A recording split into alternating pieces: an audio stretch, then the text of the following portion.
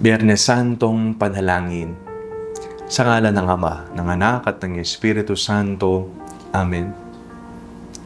Ama, sa araw na ito, kami ay nakatayo sa paanan ng krus, sa gitna ng katahimikan at dilim na bumabalot sa Kalbaryo.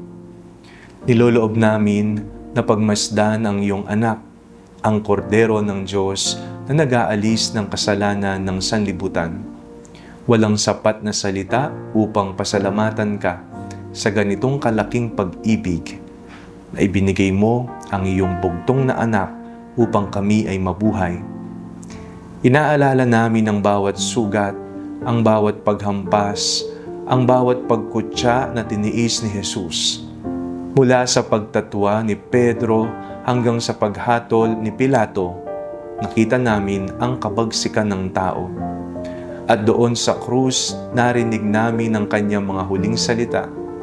Ama, patawarin mo sila, at sa wakas, naganap na. Ang kamatayan ni Jesus ay hindi isang pagkatalo, kundi ang rurok ng pagsunod at ang tagumpay ng pag-ibig sa gitna ng poot.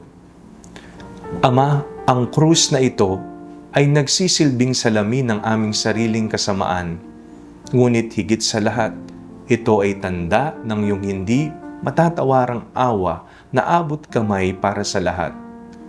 Ang realidad ng ating mundo ay puno pa rin ito ng mga pagpapako sa krus, sa mga inosenteng nagdurusa, sa mga biktima ng kawalang katarungan at sa mga taong pinabayaan ng lipunan.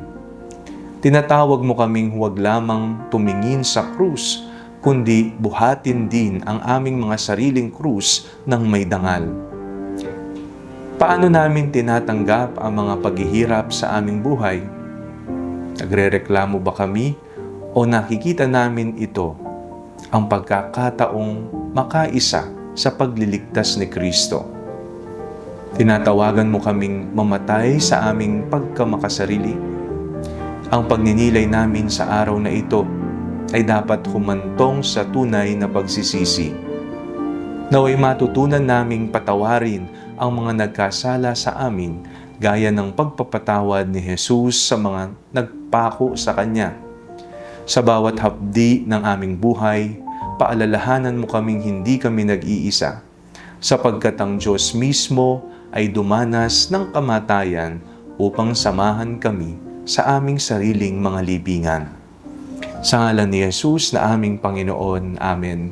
Sa ngalan ng Ama, ng Anak at ng Espiritu Santo. Amen.